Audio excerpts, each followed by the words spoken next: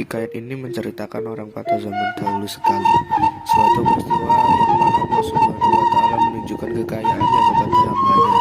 Menceritakan orang miskin suami istri yang mencari rezeki ke negara antah berantah. Nama raja dalam negara tersebut adalah Indradewa. Beliau teramat masyhur. Raja-raja di tanah dewa tersebut takluk kepada Baginda dan membayar upeti setiap tahunnya. Suatu hari, Baginda sedang berkumpul bersama raja-raja, menteri dan hulu balang serta rakyatnya. Lalu si miskin menuju ke tempat berkumpul tersebut. Orang-orang melihatnya, si miskin suami istri tersebut berpakaian usang seperti habis dimakan anjing. Orang-orang tertawa sambil melihatnya.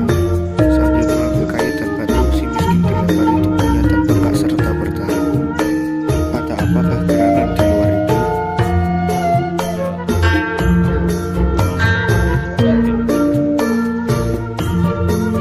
Usirlah jauh-jauh. Diusirlah oleh orang-orang si miskin tersebut hingga ke tepi hutan dan orang-orang kembali. Setelah hari mulai malam, Baginda masuk ke dalam istananya. Seluruh raja, menteri, dan hulu balang serta rakyat pulang ke rumahnya. Sedangkan si miskin ketika malam ia tidur di dalam hutan. Setelah siang hari ia masuk ke dalam negeri mencari rezekinya. Ketika sampai di dekat kampung, apabila warga kampung melihatnya, ia diusir dengan kayu dan si miskin lari ke dalam pasar. Apabila orang pasar melihat si miskin datang, maka orang pasar melemparinya dengan batu, bahkan memukulnya dengan kayu. Si miskin menangis kencang sepanjang jalan karena lapar dan haus seperti hendak mati. Ketika bertemu tempat sampah, ia berhenti. Dicarinya makanan di atas tumpukan sampah. Dapatinya ketupat nasi dan sebelum itu lalu dimakan bersama istrinya. Setelah dimakannya, ia merasa badannya agak segar karena setelah beberapa hari dimakan nasi karena ia takut meminta rumah telah. Jangan tidur, datang ke rumahnya pun diusir. Itulah kehidupan si miskin setiap hari. Ketika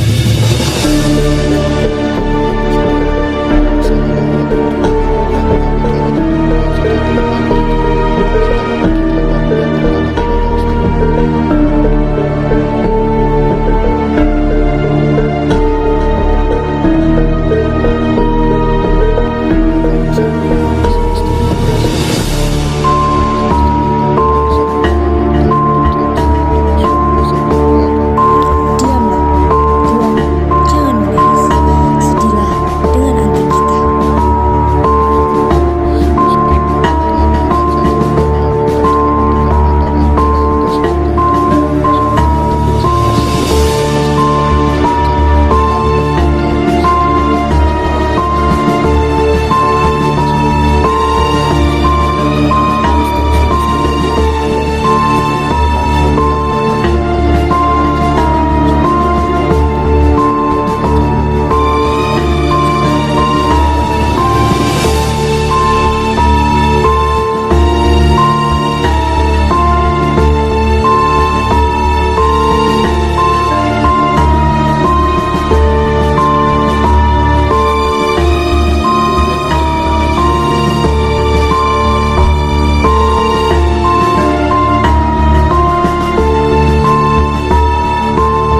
Barulah istrinya diam mendengar hal tersebut. Maka si suami pergi ke pasar mencari buah mangga.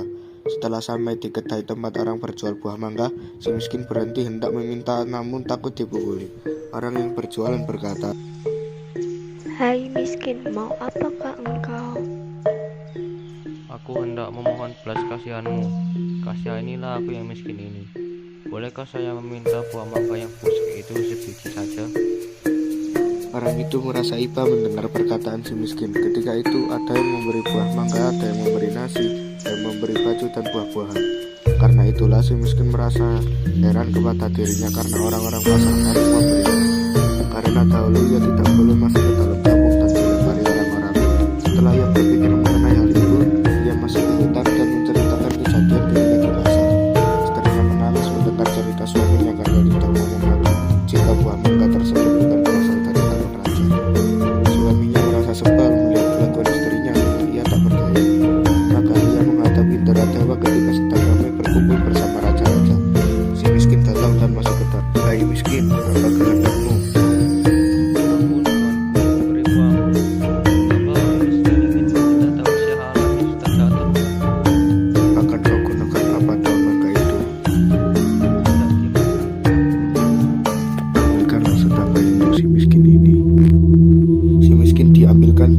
semuanya seraya menyembah kepada Baginda dan berjalan ke. Setelah itu Baginda masuk ke dalam istana. Seluruh raja-raja, menteri dan pemimpin serta rakyat berbarengan bersama-sama. Sama-sama berdoa setelah istana yang kedatangan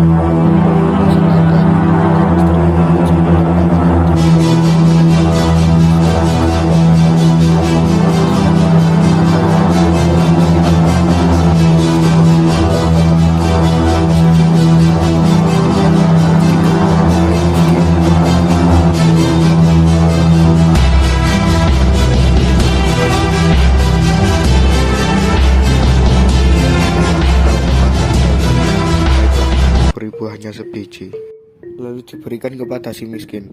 Lalu si miskin bersujud seraya bermohon hendak kembali kepada istrinya. Setelah sampai di tempatnya dan dilihatnya istrinya, disambutnya buah nangka itu lalu dimakannya. Ketika istrinya ambil menjadi banyak makanan dan kain baju, beras, padi, dan segala perkakas diberi orang. Karena itu setelah genap 9 bulan pada malam 14 bulan Temaram, istrinya melahirkan seorang putra yang tampan, diberi nama anak Markaromah yang berarti anak susah. Anak itu dirawatnya dengan baik dan penuh kasih sayang. Karena takdir Allah Subhanahu wa Ta'ala kepada hambanya, si miskin menggali tanah untuk tinggal bertiga bersama anaknya. Digalilah tanah itu untuk menanamkan tiang. Ia menemukan bawa emas yang banyak. Ketika istrinya melihat emas itu seraya berkata, Adapun akan emas ini akan sampai kepada anak cucu kita, sekalipun tiada habis dibuat belanja. keduanya merasa sukacita. Diambilnya emas itu dan dibawa ke saudagar di negeri entah berantah. Ia segera menukarnya. Saudagar itu berkata,